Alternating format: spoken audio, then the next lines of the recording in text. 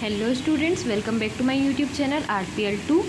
मैंने आपको पिछले क्लास में पार्शियल फ्रैक्शन बताया हुआ था, जिसमें से मैंने बताया था पार्शियल फ्रैक्शन क्या है और ये इसके टर्म्स एंड कंडीशंस और इसमें क्या क्या होता है, किस तरह से होता है, मैंने आपको ये बताया हुआ था। और मैंने एक क्वेश्चन भी कराया हुआ था जो कि 7.5 का था और मैंने इसे NCERT बुक से बताया था।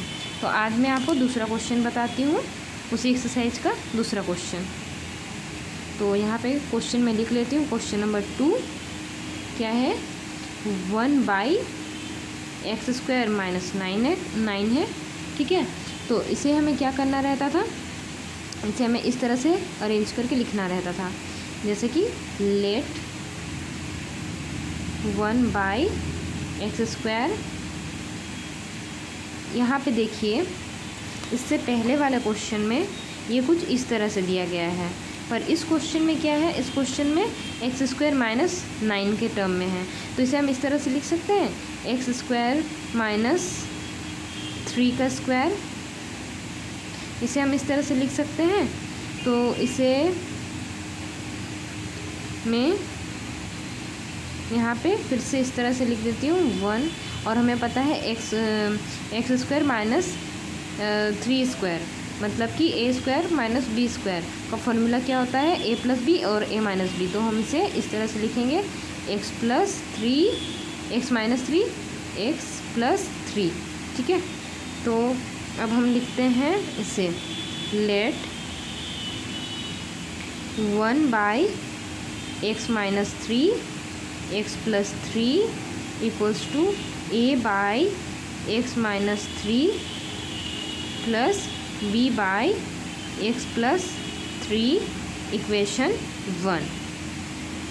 मैं यहाँ पे एक लाइन ड्रॉ कर देती हूँ ताकि मैं इधर कोस ना करूँ और मैं इस पेज में भी, इसी पेज में मैं आपको आगे के बता सकूँ, ठीक है। तो अब हम क्या करेंगे, पहले हम क्या करते थे, ये यहाँ तक निकाल लेते थे इक्वेशन 1, उसके बाद हम क्या करते थे, इन दोनों का LCM लेते थे। तो आज भी हम इसी तरह से करेंगे, 1/x minus 3 x plus 3 equals to x minus 3 और x प्लस 3।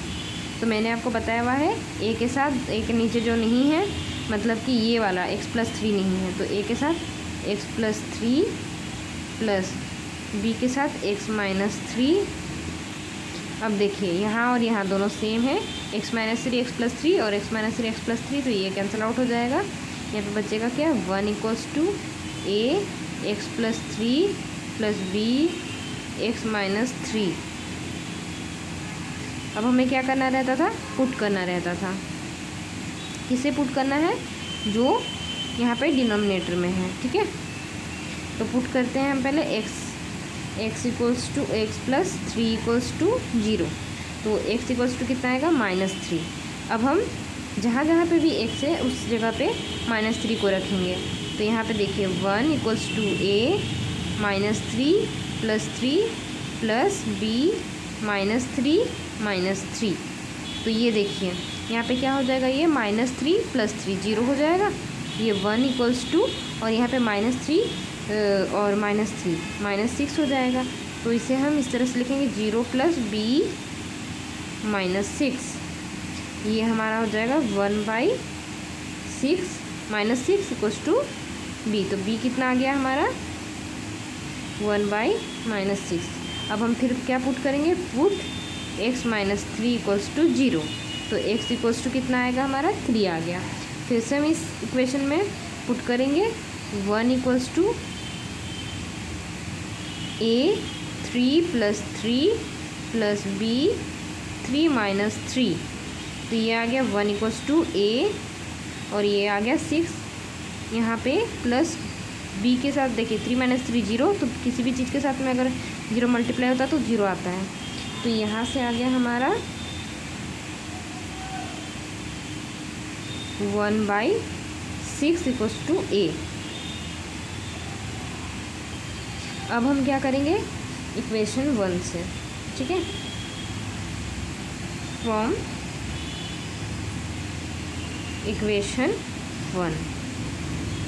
इक्वेशन 1 से क्या करना हमें, a/x plus 3 D X plus B by X minus 3 dx।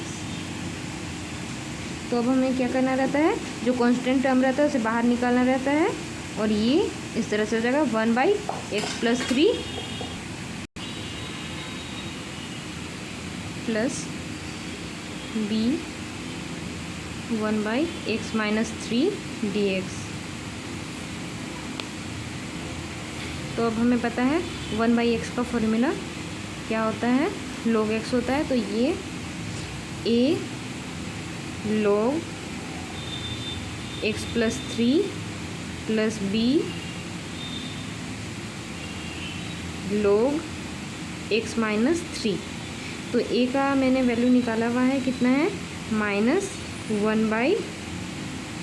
a का है 1/6 log x+3 और b का कितना है -1/6 log x-3 प्लस c। तो ये आ गया हमारा आंसर। क्वेश्चन क्या था, 1/x² -9 था।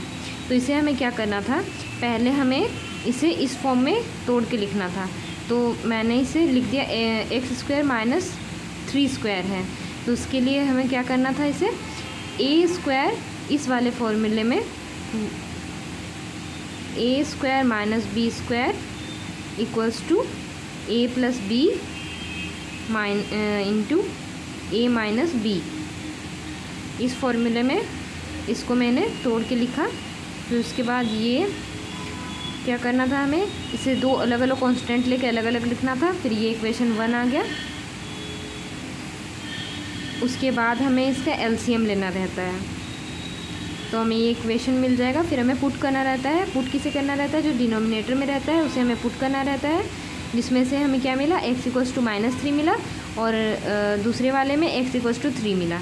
तो जो -3 है और 3 है उसे हमें इस इक्वेशन में x की जगह पे पुट करना रहता है, जिससे हमें a और b मिल जाता है। तो हमें पहले b मिला है, तो b कितना है 1/-6 है और a कितना है 1/6 है। उसके बाद हमें क्या करना है, फ्रॉम इक्वेशन 1, यहाँ पे जो हम लोगों ने इक्वेशन 1 निकाल के रखा हुआ है, इसमें इसे हमें इंटीग्रेट करना रहता है। तो इंटीग्रेट करने के लिए क्या होता है, a/x+3 dx plus integration of b/x-3 dx। तो यहाँ से कांस्टेंट a और b कांस्टेंट है, तो इंटीग्रेशन करते वक्त हमें हमेशा पता है कि जो कांस्टेंट टर्म होता है उसे बाहर निकाल दिया जाता है। तो a बाहर निकल गया, integration of 1/x+3 plus b integration of 1/x-3 dx।